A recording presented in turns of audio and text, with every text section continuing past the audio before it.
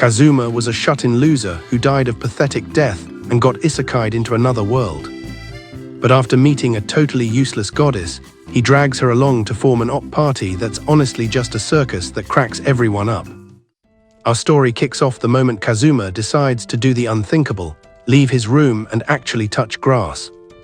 On his way back, he sees a girl about to get smoked by Truck-kun, so he jumps in for the ultimate hero play. Next thing he knows, he's in the afterlife being roasted by a blue-haired goddess named Aqua who confirms he's finished. Kazuma asks if the girl is safe, and finding out she survived makes him feel like his sacrifice wasn't just for nothing. Plot twist, the girl was never in danger because it wasn't Truck-kun, it was just a slow-moving tractor. Aqua hits him with the emotional damage, laughing because he actually died of shock and wet his pants in front of the doctors. Kazuma is fuming, but Aqua pivots by offering him a fresh start in a fantasy RPG world to take down the Devil King. She offers him any op-cheat item he wants, but then starts acting like a total NPC telling him to hurry up. Absolutely fed up with her attitude, Kazuma makes the ultimate power move and chooses to bring Aqua herself. Aqua is shook, but another goddess instantly spawns in to grant the wish because there are no refunds in the afterlife. She takes over the job and summons a portal to yeet them both into the fantasy world immediately. Aqua starts crying like a baby, while Kazuma just laughs at her for getting outplayed by a shut-in loser. The portal drags them into their new adventure, and while Kazuma is hyped to be the MC, Aqua's mental breakdown is so legendary, it literally pauses the entire anime. Kazuma calms her down, claiming his gamer instincts will carry them through this beginner zone. First stop, the guild. Aqua actually praises him for being useful despite being an otaku with zero riz, which Kazuma definitely didn't take as a compliment. They meet the high-tier receptionist, Luna, to register as adventurers, but there's a catch, they're broke. Since they have zero cash, Aqua decides to use her goddess aura to scam some local NPCs for dough. She finds an old priest and demands money to prove his faith, claiming to be the actual water goddess. Too bad the old man follows a different religion. He gives her spare change out of pity while calling her a fraud. A humiliated Aqua returns with the pity money, and they finally head back to Luna to get their stats checked.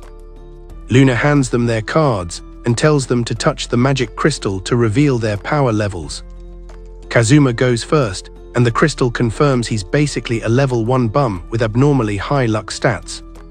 But when Aqua steps up, her stats are so maxed out the whole guild thinks they just found a legendary hero. Kazuma is low-key salty about her having those protagonist tier powers, but he's still hyped for the adventure. Reality hits hard though, and for the next few days, our MC spends his time doing manual labor. They're drinking till they puke and getting paid pennies while sleeping in a literal horse stable. Kazuma is tired of this poverty arc, and when he calls her out on it, Aqua realizes she needs to actually beat the Devil King if she ever wants to get her godly job back. She promises they're going to lock in, and they decide to take on a real quest to start their hero journey. But when morning comes, Aqua is busy rotting in bed till noon while Kazuma questions all his life choices.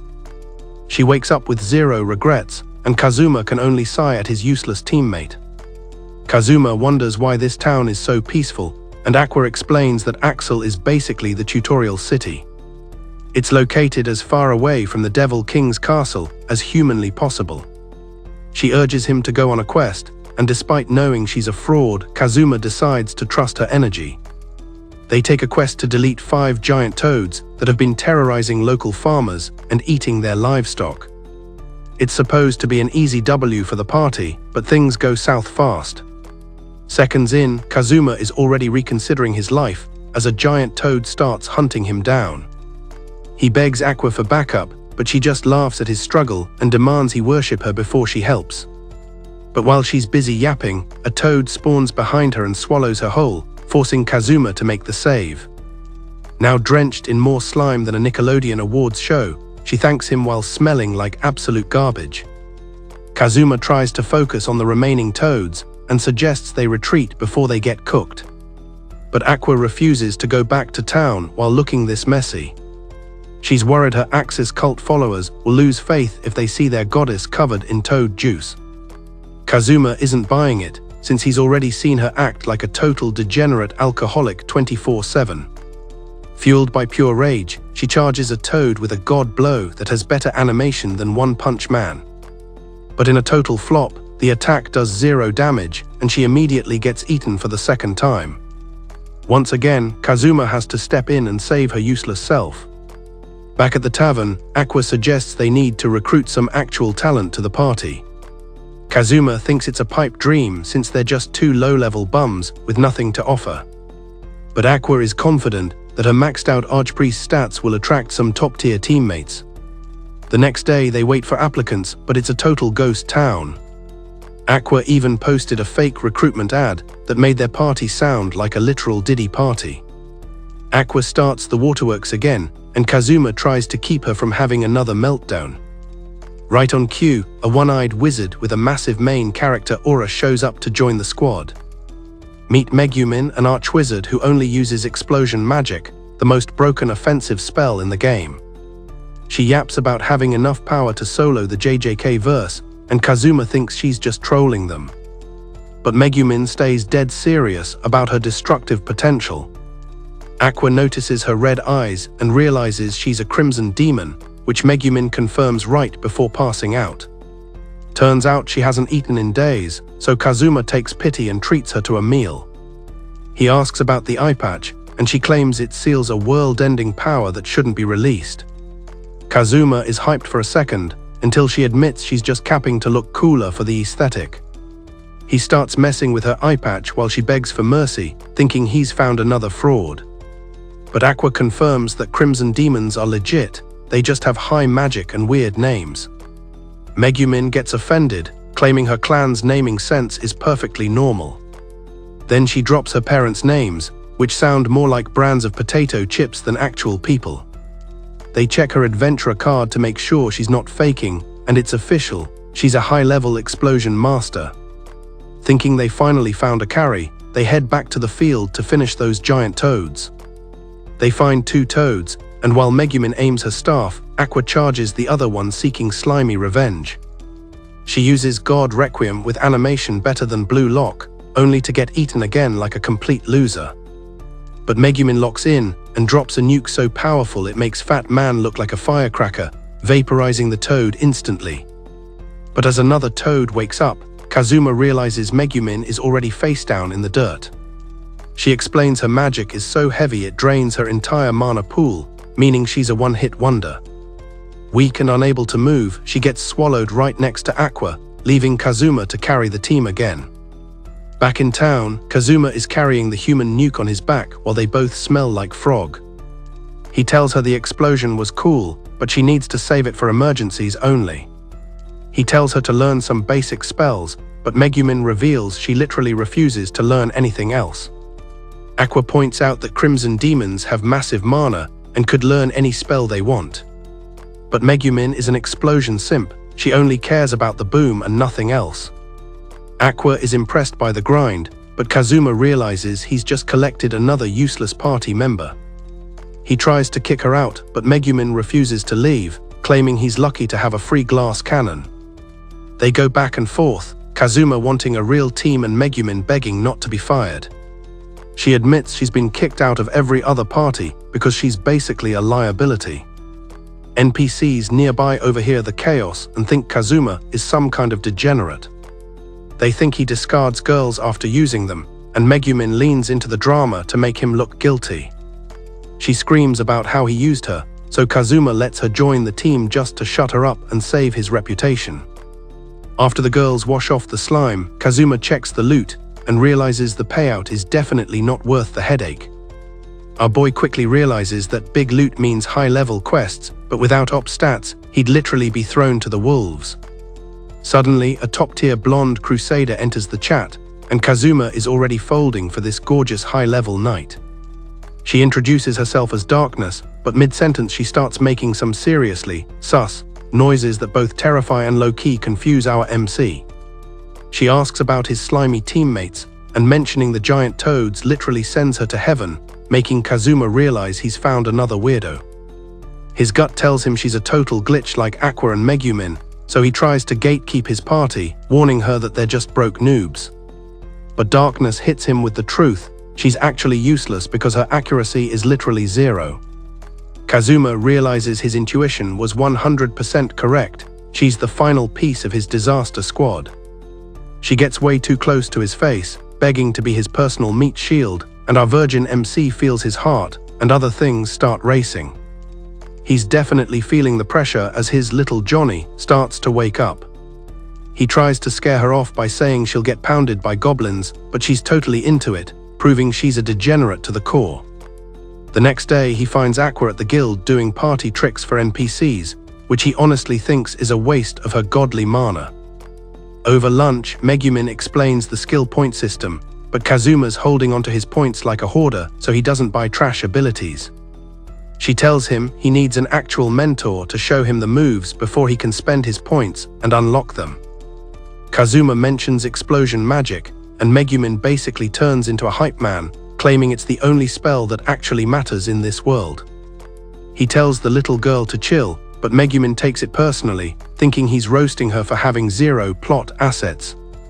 Later, while Kazuma is looking for some budget skills to buy with his 3 points, darkness spawns back in to finish their conversation, much to Kazuma's absolute dread. She begs to join the party again, and every time he shuts her down, she starts making those down bad noises in public. Luckily, a friend steps in to keep her from scaring off the entire guild. This is Chris, a thief who actually seems like a normal human being. Kazuma is relieved to finally meet a girl who isn't a total freak, since he got reincarnated. Chris offers to teach him some thief skills, since they're cheap on points and perfect for a sneaky MC like him. She shows off enemy detection and lurk, but says her favorite is steal, which is basically built for a guy like Kazuma. She demonstrates by snatching his wallet and dares him to try and steal it back if he's got the guts, even though there's a high chance he'll just end up losing his cash. Kazuma is hyped because this finally feels like a real RPG moment in this new world. Chris tells him to lock it in and acquire the skill on his card. He unlocks it and can feel the power of the ultimate loot goblin coursing through his veins. She tells him to use it on her. She's carrying a 400,000 Eris dagger, but also some rocks to mess with his RNG. Despite the terrible odds, Kazuma decides to let it rip and use steel anyway. He uses the skill, and Chris suddenly feels a draft where her dignity used to be. Kazuma looks at his hand and realizes he just pulled her peach covers. Our MC starts celebrating like a degenerate maniac, while Chris is dying of embarrassment. Meanwhile, Darkness watches the whole thing unfold, somehow equally creeped out and totally hyped for the abuse. Back at the guild, Kazuma returns with a flustered Darkness and a very depressed Chris. Darkness snitches and says Kazuma did something that would get him banned from a server. Chris reveals he held her plot covers hostage for cash, and now the whole guild is giving him the sus stare. Aqua asks for proof, and Kazuma decides to test his steel luck on her next. But Aqua is apparently commando, so he accidentally steals Megumin's black lace instead. Megumin is surprisingly polite about it, while Kazuma wonders why his RNG is locked on one specific item type. Darkness claims they need her in the party to keep Kazuma's inner degenerate on a leash. He rejects her again, and she immediately goes back into her happy noise trance. Megumin sees she's a crusader and insists they recruit her for those tank stats, especially with the Devil King's forces moving in. Kazuma is still hesitant, knowing that a quest against the Devil King is going to be a nightmare. He tries to scare her with the captured heroine trope, but that just makes Darkness even more hyped for the mission. Kazuma is officially confused by her logic. He turns to Megumin and reminds her that this isn't a game, it's a death march.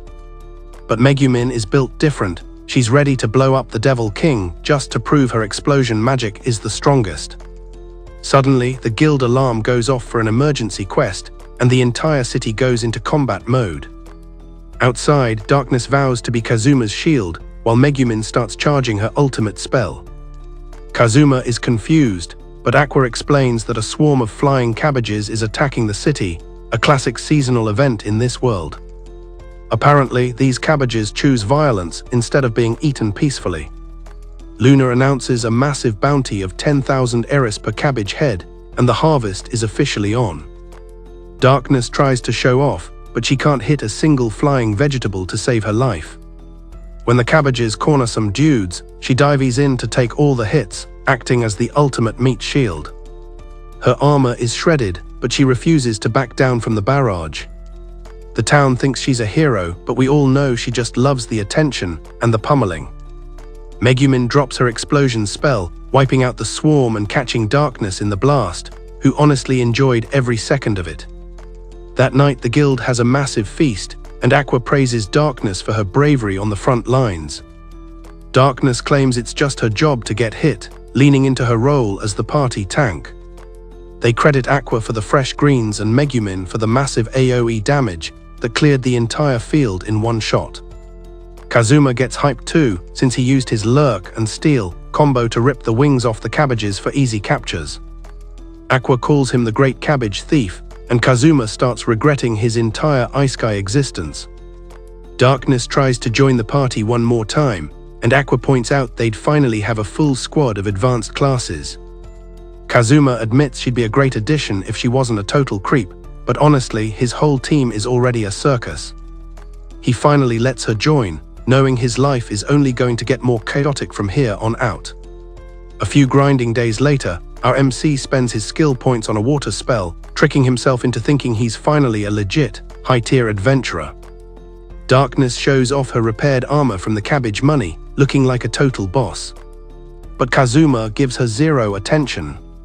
She practically begs him to praise her more often. But Kazuma is too busy watching Megumin goon over her shiny new magic staff. Meanwhile, Aqua is having a breakdown at the counter because she didn't get her full payout. Luna explains that half her harvest was just cheap lettuce, so her reward got nerfed into the ground. Aqua tries to see what Kazuma made, and he casually reveals he's a literal millionaire now, shocking everyone. Turns out high-quality cabbages are worth a fortune, and his luck stat basically turned the quest into an infinite money glitch. Aqua immediately starts glazing him, hoping he'll share the wealth like the op hero she thinks he is. But Kazuma isn't giving her a single coin, since she already blew her budget on useless items. He reminds her of her own rule about not sharing rewards, leaving her totally desperate. She threatens to spill the beans about his stable gooning sessions, so he pays her hush money just to keep her quiet. Later, Kazuma finally buys some high-tier adventurer drip, and the girls actually give him some respect.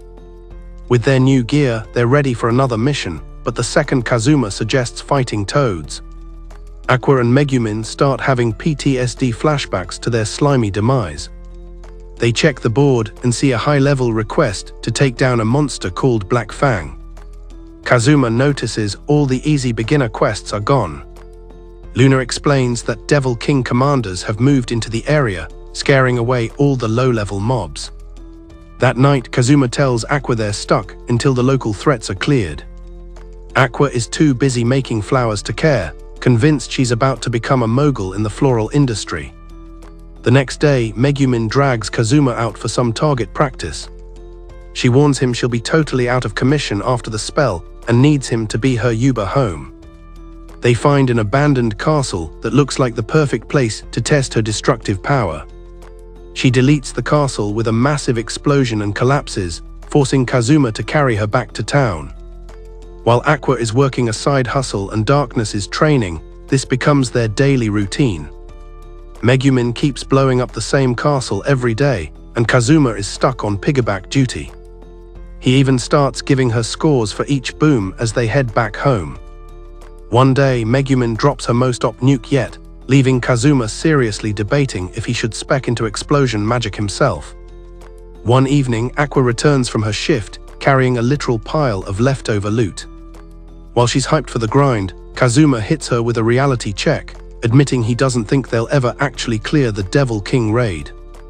He's feeling mid because he doesn't have a broken op cheat skill like a typical Isekai MC, and thinks a more main character type should have been sent instead. Aqua panics at the thought of being stuck in this world forever, but Kazuma bluntly roasts her for being a useless goddess who's essentially dead weight. Aqua starts the waterworks, so Kazuma asks if she can at least teach him some basic healing magic. She refuses, claiming her healing is the only thing keeping her relevant in this party. Later, she's sobbing for the squad, and while Megumin tells him to go easy, Darkness, the professional degenerate, begs him to hit her instead. But Kazuma is too smart for that. He knows Aqua is just farming for sympathy points. Right then, Luna triggers an emergency alert, ordering all adventurers to prepare for a boss fight. They rush to the gate where Beldia, a high-tier Dullahan commander from the Devil King's army, has finally spawned in. He demands to know which absolute clown keeps griefing his castle with explosions every single day. The guild is trying to find the culprit, and while they know it's an archwizard, they somehow end up accusing a random NPC girl of the crime. Megumin's pride won't let someone else take the credit for her boom, so she steps forward to confront the knight herself. Beldia complains that if she wants smoke, she should fight him head-on instead of sniping his base from miles away. He mentions he usually leaves beginners alone, but warns that if she keeps griefing his castle, he's going to stop being nice.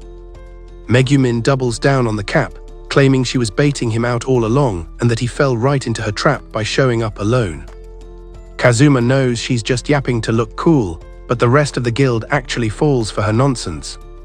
The knight tells her to knock it off and turns to dip, but Megumin stubbornly vows to keep the explosions coming.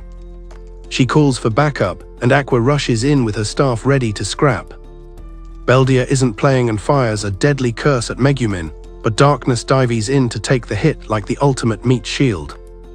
Beldia announces that with that curse, Darkness is on a 1-week timer before she's finished. He tells Megumin to think about her actions, pointing out that her reckless griefing just cost her teammate's life. Realizing the curse only lifts if she submits to him, Darkness starts having some down-bad fantasies about being punished to survive. Getting way too excited about the prospect, she turns to Kazuma for orders on how to handle her predicament. Before he can even answer, she runs at Beldia to embarrass herself even more, forcing Kazuma to drag her back. Beldia ignores the freak and tells Megumin that if she wants to save her tank, she has to solo his castle and reach his boss room. He warns her that the path is loaded with elite mobs and underlings. After he despawns, the guilt hits Megumin hard, and she decides to rush the castle immediately to save her friend.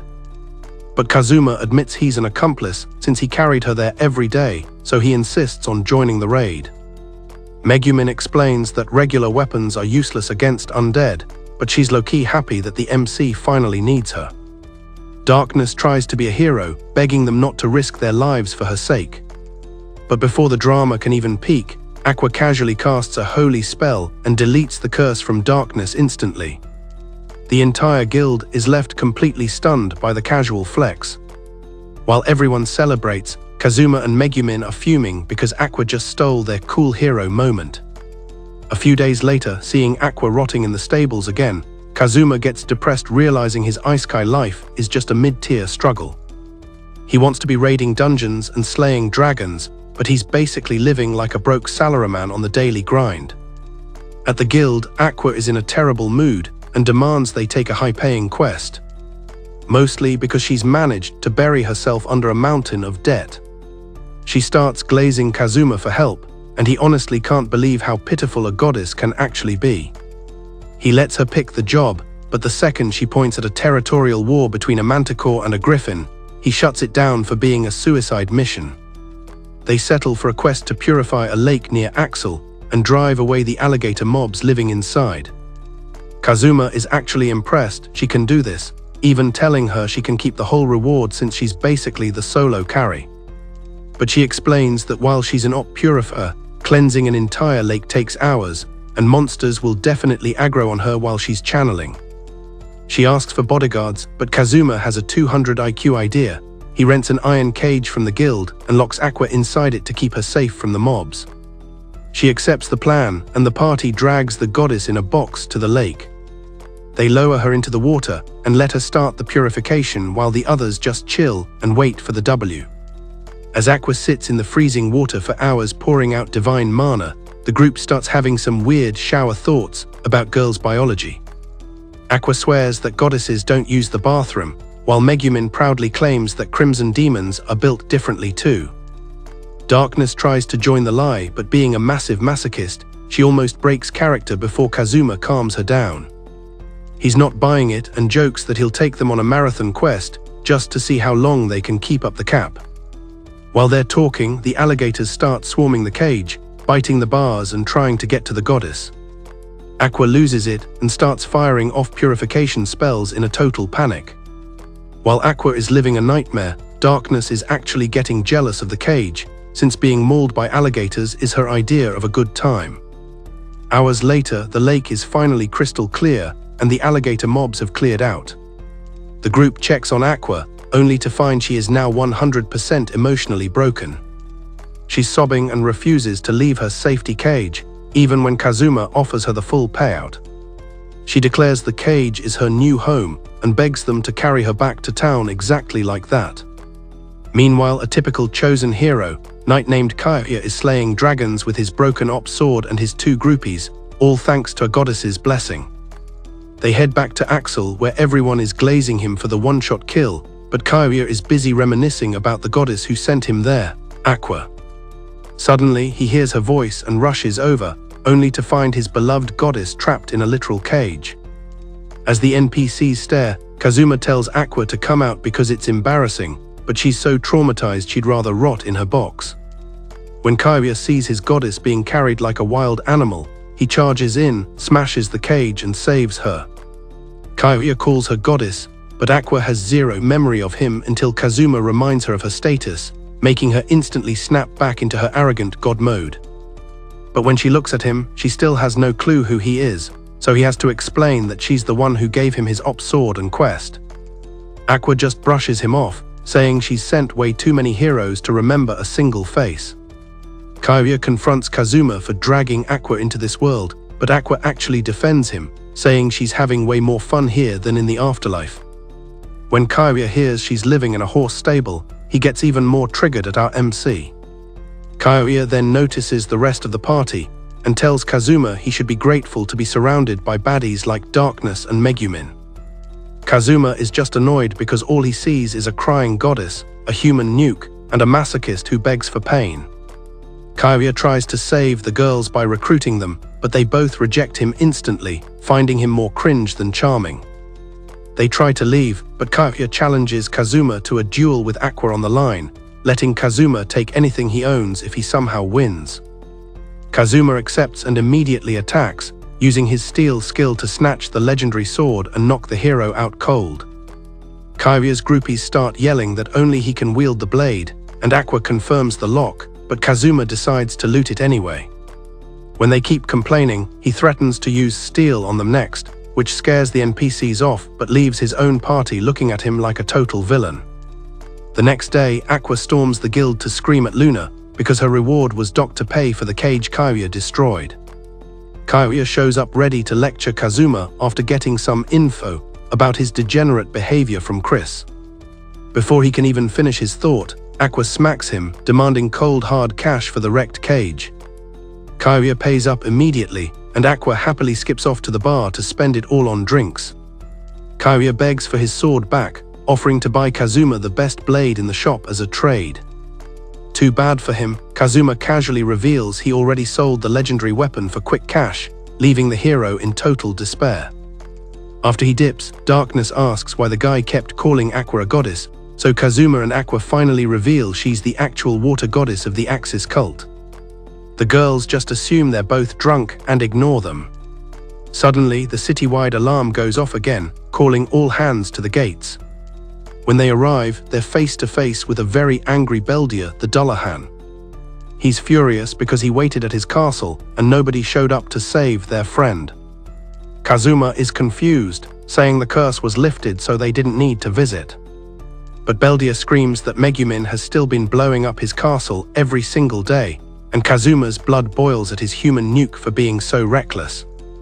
Megumin admits she has a problem. Once she got a taste of demolishing that castle, she literally couldn't stop herself from griefing him. Kazuma questions how she survives passing out after every nuke, only to learn Aqua has been carrying her back, earning the useless goddess a fat scolding. But Beldia has another reason to be tilted. He thinks the party is so heartless they'd let their own friend, Darkness, die to his curse just to avoid him. To his absolute shock, our resident meat shield steps forward very much alive, leaving Beldia completely shook. Aqua takes the chance to roast him for not realizing the curse is already gone, casually firing off a turn undead that sends a sharp shock of pain through the Dullahan. Realizing he's facing an op goddess in a starter town, Beldia quickly summons a legion of undead knights, ordering them to slaughter the entire city. But instead of attacking civilians, the zombies immediately swarm toward Aqua like thirsty simps, instinctively drawn to her divine aura.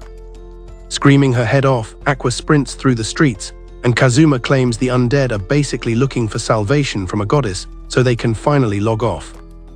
Aqua ends up looping the horde right back toward the party, causing everyone to scatter in a total panic.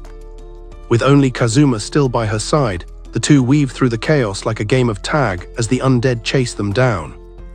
Kazuma begs Aqua to do something about the mob, but she panics and claims her magic isn't doing anything. Seizing the opening, Megumin takes the high ground and starts the countdown for her strongest spell. Once Aqua and Kazuma dive out of the blast zone, Megumin drops a massive nuke that deletes the entire gathered horde. The other adventurers erupt in cheers, and Megumin even picks up some new tags like Small Melon Demon and Explosion Freak, but as Kazuma carries her away, she tells him to remember the faces of the idiots giving her cringy titles so she can blow them up later. But Beldia actually tanks the blast, and while his forces are reduced to ash, he just laughs it off and decides it's finally time to handle this party himself. Kazuma is worried they're about to catch an L, but the NPCs are convinced their ace will show up and carry them to victory. The civilians rush Beldia, but the Dullahan literally yeets his own head into the air and uses the view to track everyone like a drone before washing them all with ease.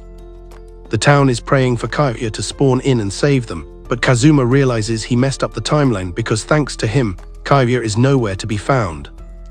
Beldia steps forward for the kill, but darkness locks blades with him, creating an epic standoff. Kazuma urges her to retreat, but she refuses, saying she's willing to get handled if it means saving the people, which honestly disgusts Beldia more than anything else. She then charges the Dullahan and starts swinging like she's trying to be the next Zorro. But while she looks like a pro, every single one of her strikes misses horribly. Beldia is just confused, while Darkness and Kazuma are dying of second-hand embarrassment. With zero remorse, Beldia slices through her armor with total ease. Kazuma begs her to run, but Darkness refuses to back down as an honored crusader. However, she also shamelessly admits she's enjoying her clothes getting shredded bit by bit, exposing her plots to the world and creeping out the Dullahan. In that moment, Kazuma shoots water magic at Beldia. He misses and gets Darkness wet instead, but uses the distraction to freeze him and try a steal play. To his surprise, it flops. Beldia informs him that Kazuma's level is way too low for his thief skills to work on a general, and he starts closing in. As Darkness takes more hits, Kazuma is desperately tapping into his gamer brain to remember a Dullahan's hidden weakness. He remembers his sessions in Elden Ring and realizes water is the key, encouraging everyone to start splashing the boss to force him to dodge. As Beldia keeps evading, Kazuma turns to Aqua and tells her to lock in, saying even a useless goddess should be able to control some water. Of all times to take offense, Aqua chooses this moment to waste precious seconds, forcing Kazuma to apologize. Only then does she finally raise her hands and channel her divine power. Seeing the spell forming, Beldia tries to dip, but Darkness holds his leg to stop the escape. It gives Aqua an opening to unleash a divine flood, so massive it washes the entire battlefield and even breaks the city's defense walls. With Beldia severely weakened, Kazuma finally manages to use steel and snatch his head.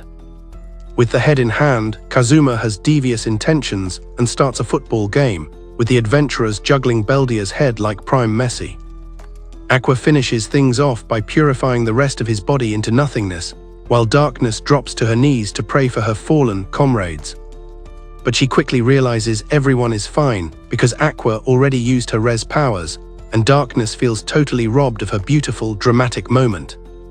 Kazuma tells her to chill since she loves being embarrassed anyway, but she argues that this isn't the specific flavor of humiliation she signed up for. The next day, Kazuma is just grateful to be alive, while the guild is buzzing with victory as everyone toasts to their massive W.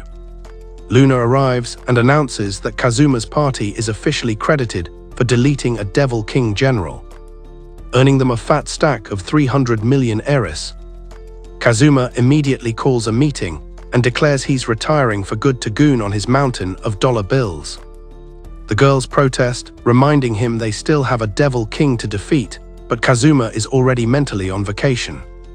But just as he's planning his easy life, Luna drops the debt hammer, informing them that while they got the reward, they're also responsible for all the property damage from Aqua's flood.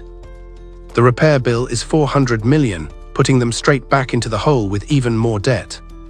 The girls talk about their adventure just starting, while Kazuma realizes his entire life is just one giant cosmic joke.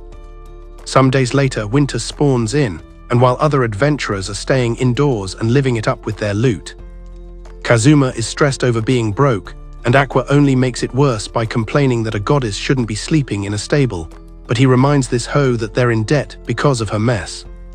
He adds that his eyelashes are freezing solid, and if they keep sleeping here, he's going to turn into Elsa. Aqua dodges responsibility and argues that they'd be dead without her, so they should be thanking her and licking her toes in appreciation instead. But Kazuma hits her with the logic. Since she takes all the credit, she takes all the debt too, and he prepares to dip and leave her to figure it out. She immediately drops to her knees and begs for a save, just as Darkness and Megumin show up to the party. They ask if he's found any work yet, but Kazuma admits he hasn't even started looking. They notice the rest of the guild is busy celebrating, since everyone else actually made bank from the Beldia quest. As they check the board, Darkness spots a request to hunt white wolves for 1 million eris, and the idea of being mauled by them is clearly her dream. But Kazuma shuts that down instantly. Megumin points out a quest for one-punch bears and starts hyping up her one-shot explosion. Kazuma rejects that too for being way too high risk for this squad. He notices a scouting quest for something called the Destroyer and decides that sounds like a nightmare he wants zero part of. He finally settles on hunting snow sprites, which pays 100,000 eris per head. Megumin starts yapping about the dangers, while Aqua wanders off and Darkness gets hyped just because snow is in the title. Later, the group heads into a snowy forest where the snow sprites are gathering. Kazuma starts farming the small creatures, while Aqua cheerfully bottles them up to use as mini fridges for her booze during the summer. Meanwhile, our little human nuke deletes a bunch of them and then collapses into the snow as per usual. When our MC checks the damage, she proudly flexes that she wiped out 9 sprites and secured that sweet level up. Kazuma starts to think this quest is way too easy for the payout they're getting and wonders why nobody else wanted to take it. But then Darkness senses something lurking, and Aqua reveals the catch. Most people avoid this because of the snow sprite master, the Winter Shogun. Right then, the Winter Shogun appears, rocking samurai armor like Prime Jin Sakai. Aqua adds that this thing is so broken that even the Devil King put a bounty on his head. While Kazuma is internally screaming, Darkness charges in for the thrill, only for her sword to get instantly shattered. Aqua explains that the Shogun takes a form based on his enemy's imagination, and since Kazuma is from Japan, the samurai drip is 100% his fault. Realizing they're doomed, Aqua releases her captures and orders everyone to drop their weapons and beg the Shogun for mercy. Seeing the literal goddess bow like an NPC, Kazuma and Megumin hit the deck, but Darkness stubbornly refuses to kneel.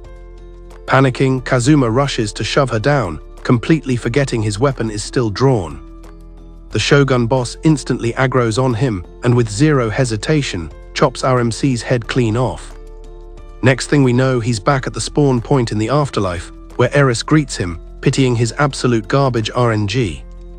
He recognizes her as Aqua's junior and notes how much kinder and more empathetic she is compared to that annoying senior of hers.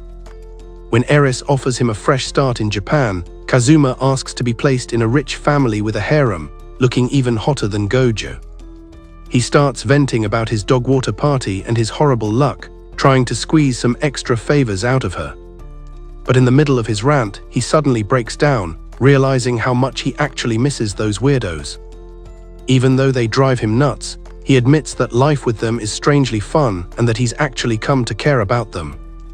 Just as he's about to dip, Aqua's voice booms through the afterlife, demanding his soul back. Eris explains you can't be revived in the same world twice, but Aqua calls Cap and starts trash-talking her junior for making up rules on the spot.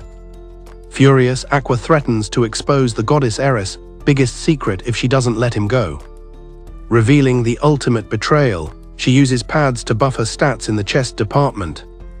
Eris panics, catches a massive flush, and reluctantly agrees to bend the server rules. A magic circle spawns around Kazuma, and Eris begs him to keep her secret locked in once he respawns. Next thing he knows, he's back with the squad. Megumin and Darkness are giving him a hug, while Aqua demands he worship her for the res. Still annoyed, Kazuma refuses to give her any credit, thinking about how much better Eris is as a goddess compared to this mess. This absolutely triggers Aqua, and when she tries to throw hands, Darkness has to step in as the peacekeeper. Kazuma finds out he died in the most brutal way possible to the Winter Shogun, and he decides they are definitely not ready for these high-tier winter raids yet. Back at the guild, Aqua reveals she pocketed one of the snow sprites. Kazuma wants the reward money, but Aqua refuses, wanting to keep it as a portable mini-fridge for her booze.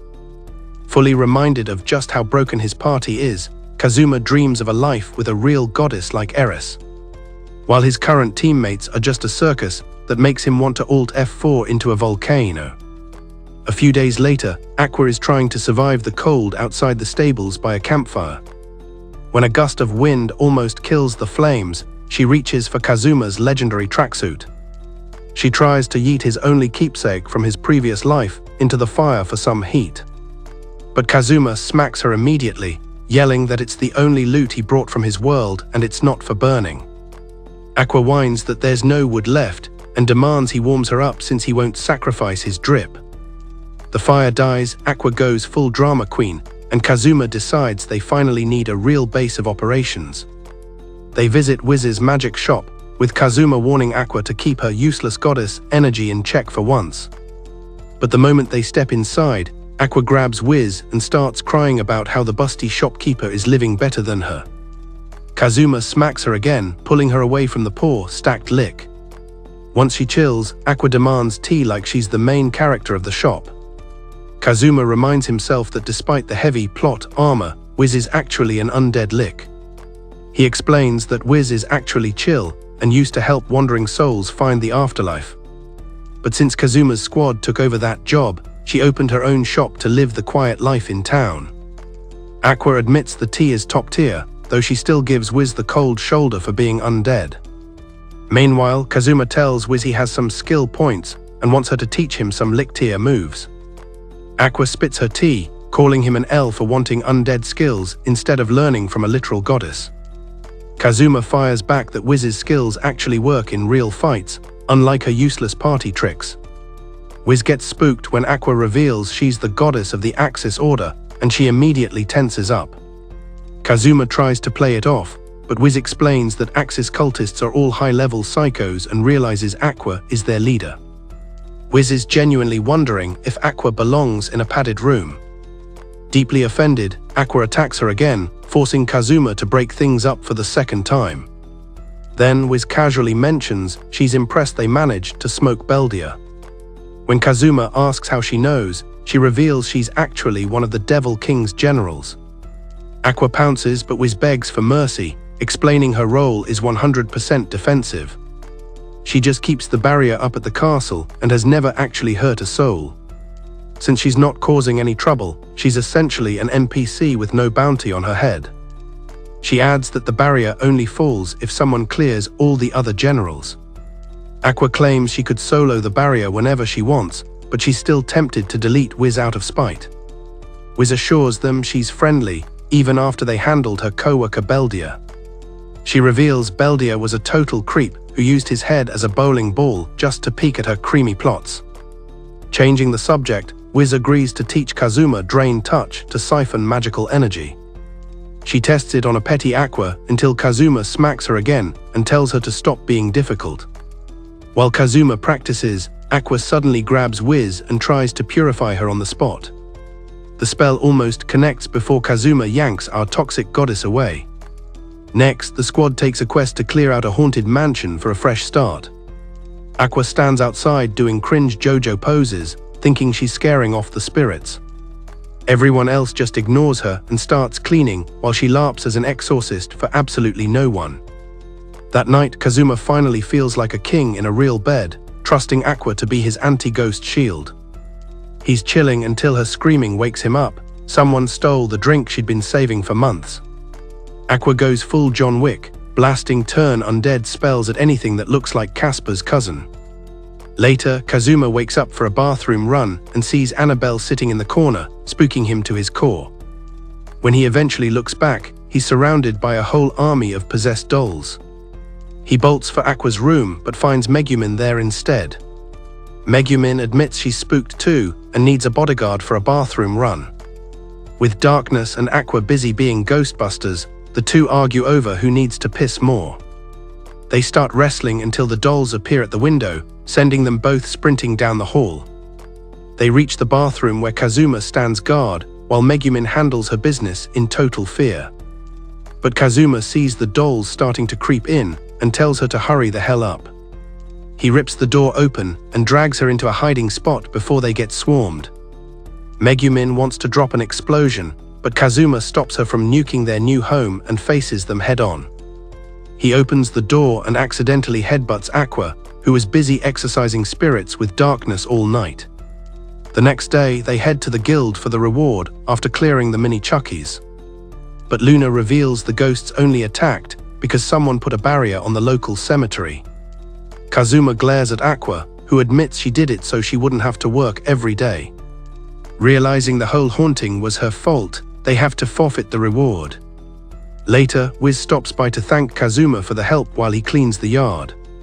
Just as it gets peaceful, he hears Aqua telling Darkness to burn his tracksuit for warmth again. He immediately sprints inside to stop her, knowing his peaceful night is about to be ruined for the 100th time. A few nights later, the squad is chilling in the mansion with Megumin and Darkness playing high-stakes chess. Aqua demands the best seat, claiming she's the highest level and deserves the throne. Kazuma notes her stats haven't moved since day one because they've been maxed since she spawned. He gives her the seat, but only because he feels sorry for her. He realizes she's an airhead because her intelligence stat can never improve, no matter how many levels she gets. The next day, Kazuma sees some local adventurers, Dust and Keith, acting sus in a back alley.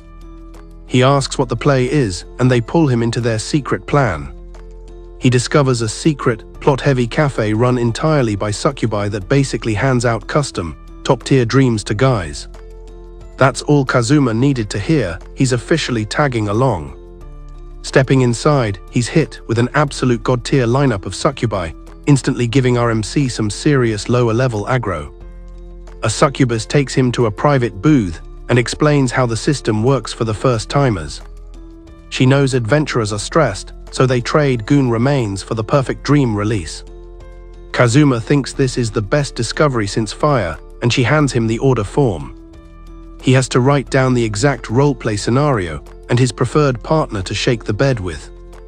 Kazuma asks if this is even legal, but she promises that anything goes in the dream world.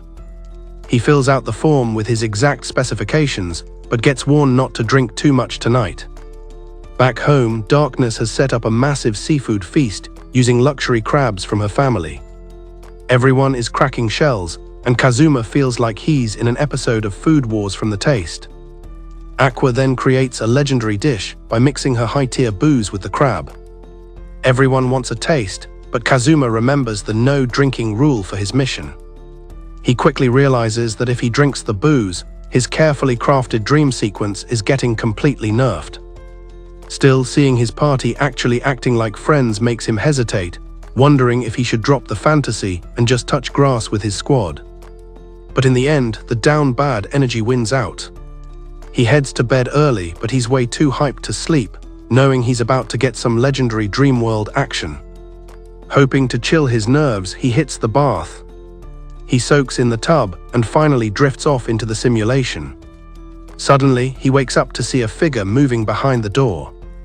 Darkness steps in looking like a total snack, and thinking the succubus dream is finally live, Kazuma greets her like he's ready for business, leaving our resident masochist shook and unable to even make eye contact. Before she can even process what's happening, Kazuma steps out of the bath, flexes his Excalibur, and casually asks her to scrub his back like a total boss. Darkness freezes because this situation is hitting every single one of her degenerate fantasies. A part of her wants to jump out the window, but her inner freak is telling her to stay and lock in. Darkness worries about what the others would think, but Kazuma boldly claims they can all join the party and take turns on his joystick. Now Darkness is officially terrified. She starts washing his back while blushing hard, and when she's done, he demands she dry him off without using a towel. She tries to say no, but her masochist brain overrides her common sense as she steps in for the close-up. But right as things are about to get spicy, Aqua's voice echoes through the mansion, screaming about a literal intruder. Kazuma snaps out of it, fuming that his creamy dream was interrupted, and charges after Aqua wearing nothing but a towel. But then he sees it. Tangled in Aqua's holy barrier is a real-life succubus. It hits him harder than Truck-kun that this wasn't a dream, and he just pushed the real Darkness to her absolute breaking point. When Aqua prepares to delete the succubus, Kazuma intervenes to help the poor girl escape. The succubus is having a total meltdown over failing her first job and even begs to be exorcised out of shame. Darkness rushes in, sees Kazuma protecting the girl and assumes he's been charmed, which is the only way she can explain why he was acting like a total Rizzler earlier. Without letting him say a word, the girls team up and start a 3-on-1 beatdown on our MC. All while the succubus makes a clean getaway. The next morning, Darkness asks if he remembers the shower incident, and Kazuma pulls the ultimate pro-gamer move by playing dumb. He claims he was brainwashed and has zero memory of the night, while a flustered Darkness pretends nothing happened, relieved her Excalibur encounter stayed a secret. Suddenly, Luna announces a world-ending threat. A mobile fortress destroyer is heading straight for Axel. Aqua and Megumin are already halfway packed, ready to pull a disappearing act on the city. Megumin calls it a guaranteed game over, and Darkness explains this mechanical beast flattens everything in its path. If they don't stop it, the town won't just be damaged. It would literally get wiped from the server like it was never there. But Kazuma goes full Chad mode and refuses to let some Transformer wannabe destroy the mansion he worked so hard to loot. Inside the guild hall, the atmosphere is pure lobby-wide panic. Luna drops the news. They have less than an hour before the destroyer reaches the front gates. Turns out the fortress already crushed its own creators, meaning there's no manual, no off-switch, and zero secret weaknesses. The squad realizes they might have had a chance if Kaiya was there, but since Kazuma pawned his op sword, that option is dead. Everyone thinks dipping is the best play, and Chris agrees, but Darkness still insists on being the town's human shield. Chris asks Kazuma for a 200 IQ play, and after a minute he asks Aqua if she can crack the fortress's barrier, giving the NPCs hope that they can actually survive if they bring enough firepower. They all look at Megumin, our resident crazy midget, and she's ready for the smoke as long as they stop with the weird nicknames.